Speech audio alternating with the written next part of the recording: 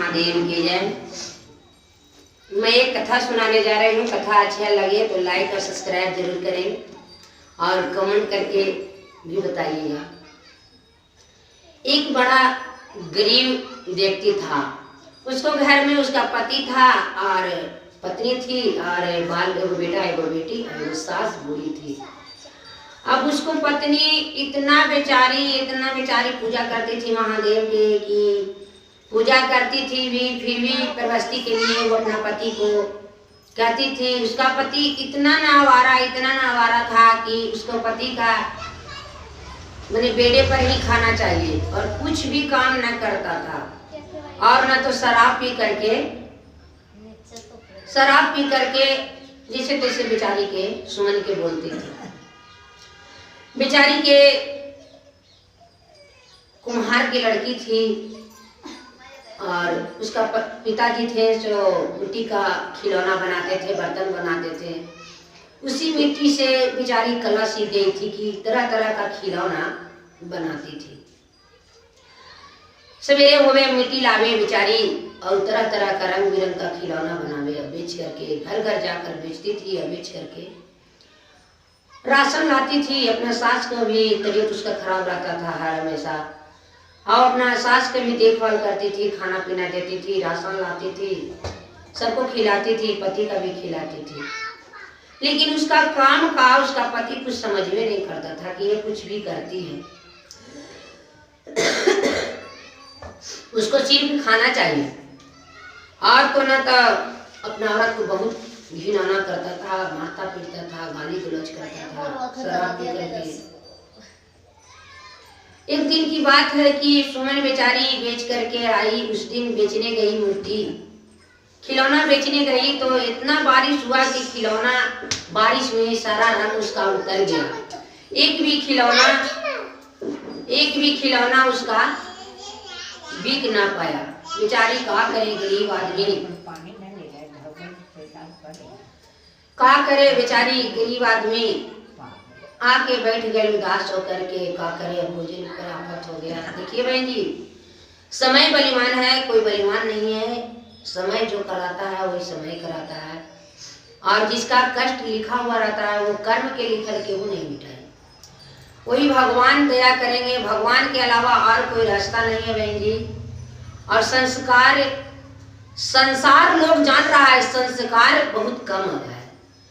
ज्यादातर से संसार बना रहा है, संस्कार बना रहा है। संस्कार बना ले तो बहुत अच्छा आदमी बन जाए। संस्कार में ही सब कुछ है, धर्म धन दया मोह सब कुछ संस्कार में ही है।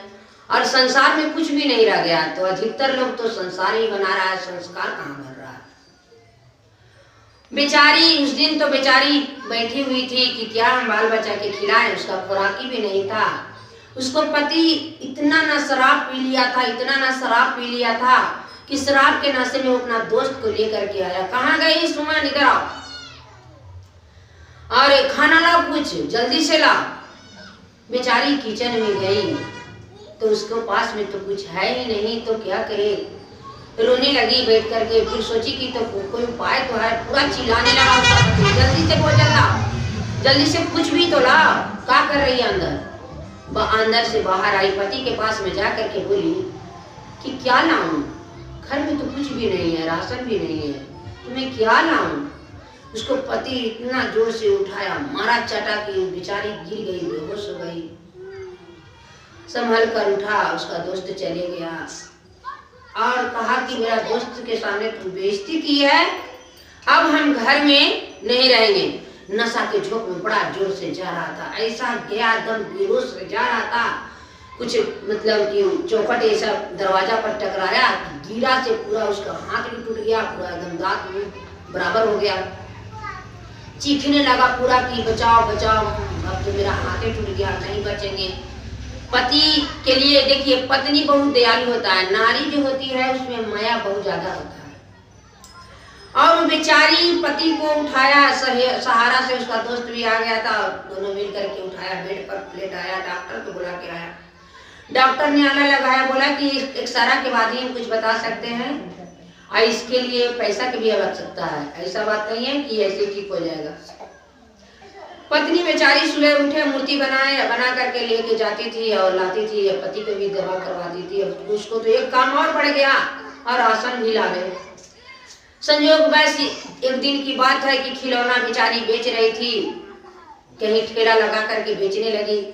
तो एक वो शहर में बड़ा सेठ था, उस सेठ को बेटी ने देख लिया खिलौना, बोला माँ बहुत सुंदर खिलौना है ये, मैं लूंगा।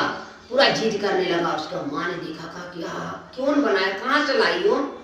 तो बेचारी बताई कि मैंने अपने हाथ का कला बनाता हूँ और बेचता हूँ, अपने हाथे से ही बनाता हूँ।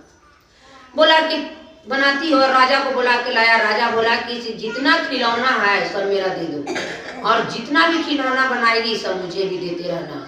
और बहुत सुंदर सुंदर खिलौना बनाती है, बहुत सारा पैसा देने लगा और अपना पति को ले जा करके दिखलाया और पूरा आगे बढ़ने लगा। बेचारी वही राजा उसका भगवान मिल गए और ज्यादा पैसा देने लगा, मूर्ति का मुनाफा होने लगा। अपना बेटा को प्राइवेट स्कूल में पढ़ाने लगी, खाना पीना घर मकान भी कुछ बनाने लगी और पति उसका समझदार होने लगा। पति ने कहा कि मैं तो बहुत बड़ा गलती किया है, जो शराब पी करके शराब के नशे में तुम्हें कुछ अब समझ में नहीं करता था और तेरा काम को हम नहीं समझा। तब लगी कि तू क्या की मेरे लिए, मैं तो सिर्फ खाने के लिए, खाने के अलावा मुझे कुछ लौक भी नहीं करता था। और उसका पत्नी और पति दोनों मिलकर के, पति भी भोलेनाथ दया किए, उसका पति का बुद्धि ज्ञान दिए और दोनों मिलकर के मूर्ति बेचे और जीवन यापन अच्छी तरह से कर लिया। इसी तरह जानिएगा कि जो शिव का शिष्य बनते हैं, शिष्या बनते हैं या शिष्य बनते हैं, उन पर महादेव जरूर दया करते हैं। थोड़ा कष्ट तो होता ही है, लेकिन एक दिन न एक दिन महादेव जागेंगे, दया करेंगे। प्रेम से बोलिए हर हर महादेव।